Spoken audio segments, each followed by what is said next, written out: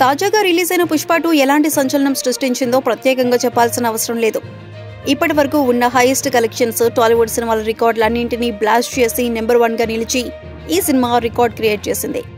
ఇక ఇప్పటికే 2 పార్టులుగా వచ్చిన ఈ సినిమా 3వ పార్ట్ కూడా వస్తుందని చాలా మంది అభిమానులు ఎదురు చూస్తున్నారు. పుష్ప 2 సినిమా రిలీజ్ తర్వాత బన్నీ గడ్డం గారి జుట్టుగానే కట్ చేయకపోవడంతో పార్ట్ 3 షూటింగ్ కూడా స్టార్ట్ అయ్యే అవకాశం ఉందని అంతా భావించారు. కానీ అల్లు అర్జున్ సడన్ గా తన లుక్ ను మార్చేశాడు. పూర్తిగా గడ్డం జుట్టు కట్ చేసి నయా లుక్ లోకి వచ్చేశాడు. అయితే దీని వెనుక పెద్ద కథ నడిచింది.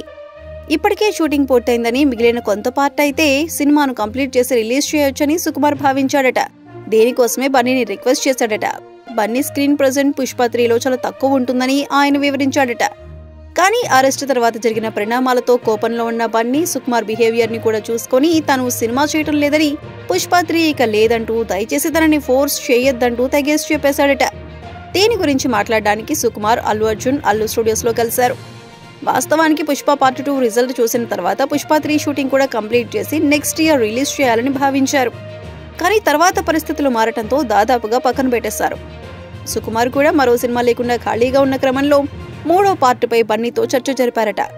కానీ జరిగిన పరిణామాలతో చిరాకుగా ఉన్న బన్నీ పుష్ప సిరీస్ ను పూర్తిగా వదిలేశాననే కామెంట్లు చేసినట్లు తెలుస్తోంది.